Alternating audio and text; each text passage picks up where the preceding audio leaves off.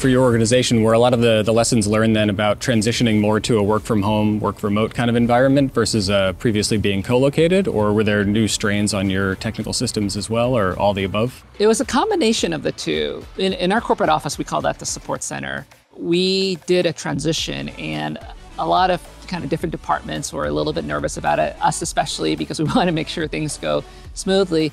But we were really surprised because we had laid the foundation for a lot of the technology pieces. We transitioned relatively smoothly, and we're really proud, and we set up the appropriate support infrastructure for that as well.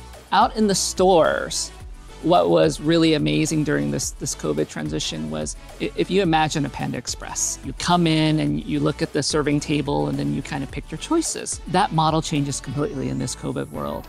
And as a result, our operations team, we call it kind of like building on the trust with our guests, pivoted the operations model to where using systems such as with Olo online ordering, both for delivery and pickup, allowed us to build that trust. And if I was looking over some of our reviews on App Store as well as the iOS App Store, and people were really appreciative that Panda was making it easier and safer for them to go out into the store and just pick up their food in a seamless way.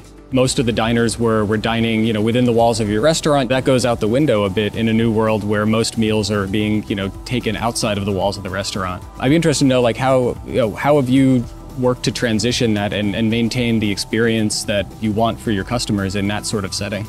Yeah, you bring up a great point. And as we move more into digital, obviously, we're still thinking about how to keep that as a cohesive message, where if you are ordering online, does it feel like what it would feel like if you were in store?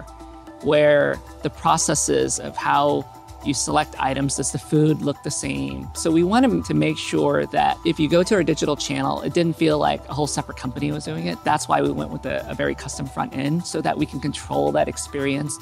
And hats off to our marketing team to make sure that all of it fit together from a cohesive brand perspective. When you start at the app and you finish at the store, to all the way taking it home to eat, it feels like one experience, and it feels as close as possible to that in-store experience. If we are looking at the guest side of the experience, they've got all these apps, and there's expectation that this should be easy, right? I'm hungry, I want to eat, I want to fast. Those are things that we as Panda, as a brand, really strive to do. And the digital form of that is just as important. So if it's not intuitive, if we're not reducing the number of steps and making it as simple as possible, then we need to continue on that journey. One of the other things that we learned is you don't just deploy and just call it good, right? You're getting feedback and you're looking at opportunities. We've leveraged the Olo platform to start, how do we increase our ability to market or to provide different packaging so that we can really appeal to more and more folks and to drive growth. Our goal is, if we're doing a good job of delighting our guests and making sure that they're happy throughout the entire chain, then they'll come back. So Otto, during COVID, obviously it's been transformational. So many industries have been disrupted. When you think about the restaurant industry and what that looks like going forward, what's going to transform? What happened this year that'll be transformative to how this industry will change going forward? Absolutely. We were just having this conversation yesterday. As I told you, we're going through a capital raise right now, talking to our investors, our board, and this question popped up: what's next? What do you want to do? Where are you headed? I really do believe that, as you know, COVID accelerated a lot of things, but there's one thing that a lot of people don't talk about, which is split right down the middle. There's going to be experiential brands, like we still want to go out because we want to have fun, but then there's going to be transactional brands that are just there to fuel you as a human. It's like, think about it as a cafeteria. Yeah. So you're working, you're on the run, I just need to grab something to eat. Those brands are going to be there. They're going to be very transactional. They're going to be third parties. You order it. You just want to get that bowl and you're going to eat it. And then there's going to be the experiential brands where you're trying to get people to come into your building. If that's the case, you're going to need to up the ante, right? Because to take me to get out of my house now to go to your restaurant, it needs to be special. It needs to be, you know, hospitality to the core, right? But if you're going to be convenience, then you're going to be convenience all the way, right? You're going to be in the third-party marketplaces. You have to be an Olo. You have to be transactional. You have to have your ghost kitchens. So you have to double down on that world. So I think that's where we're headed, and it's exciting, you know, uncharted waters, and it's going to be pay to play, and excited to see what's going to happen next. But that's sort of what I think. So here you are. Your volume has doubled. There's a lot more delivery drivers hanging out. Now imagine that the dining rooms reopen. Yes. For real this time. Yeah. But that the digital volume and the delivery volume stays where it's at. Right. Because that's what we think is going to happen. And I think what we've really witnessed here is an acceleration. Right. How does that change the scene in the restaurant? I can tell from your reaction that it's maybe something that needs continued refinement, right? Yeah, I mean, I think those kinds of volumes are pretty crazy if we think about a full capacity dining room and then a larger than pre-COVID off-premises business. Prior to the pandemic though, we have actually been renovating our restaurants and building actually dedicated takeout stations, OPD remodels basically, where we go in and try to section off a portion of the restaurant that is better equipped to service takeout, delivery, and even catering orders. So that work stream actually pre-existed prior to COVID and has obviously also been accelerated. You know, it's been a huge opportunity for us to just hit pause, and while it isn't as busy as it normally is, the idea is when guests come back to dine out, they're really surprised and happy with what they see, because ultimately if dining rooms come back and we're able to continue to scale our takeout delivery business at the rate that we have, it's a good formula for the business and for the organization. Yeah, for what it's worth, we agree. We think consumers do come back to the dining room. You have to give them a reason to be there. Yeah. But they're all anxious to get back to a restaurant. You know, that said, it would be really nice if there was a separate door for couriers and pickup. You mentioned at the beginning, your sales have obviously skyrocketed on digital. You talked a little bit about how you and your digital team have looked at this. I think we view it as sort of an accelerant. We expected, obviously, sales to grow over time. Anything interesting there? When COVID hit and we had that gradual digital acceleration, I would say skyrocket is probably a better term, but the skyrocketing acceleration, we had a lot of people who were experiencing digital for the first time.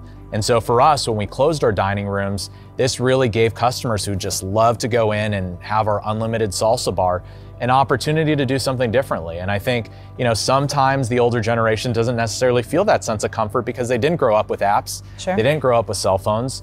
And so how do we make sure that our crew members know how to teach those customers, if they want to order ahead, if they want to feel like they want to order safely, give them that ability to convert? Because again, you know, you go from a business that's doing 30% restaurant dine-in and that, you know, is taken away overnight. You have to figure a way how to pivot quickly. Drive-through increased capacity. We talked about curbside a little earlier. You talk about takeout increasing.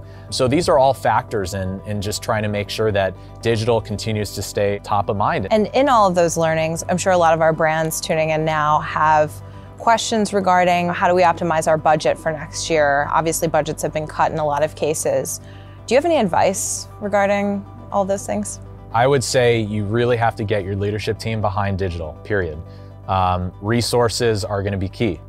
And resources just don't come in the form of, you know, a digital advertisement or a, you know, promotional campaign. You have to invest in the foundation of your infrastructure, whether it be the app, whether it be human capital on your team, whether it be constantly having digital be part of the marketing communication stream. Having a plan and planning out. I mean, it's really hard to just turn on a dime with digital. There's so many opportunities for mistakes. So you want to just make sure you plan in advance, you get the buy-in from the organization about the resources, and you're constantly reinforcing it. You know, I've always thought about kind of the experience you have at the Apple store where the technology, ironically, is sort of out of the way by the fact that you're not going and queuing up with a cashier, but you're talking to a human.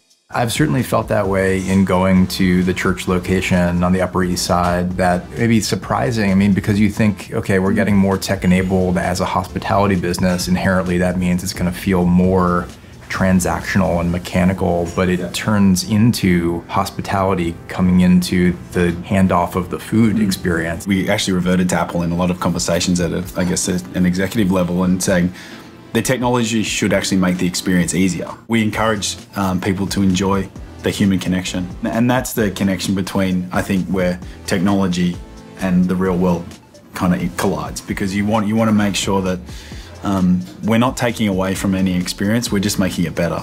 That's, I guess, where we wanted to head, and that's when we started to design what a dining experience could look like. And that was obviously working with the QR code on the table. The team had to make sure that they were giving over and above service.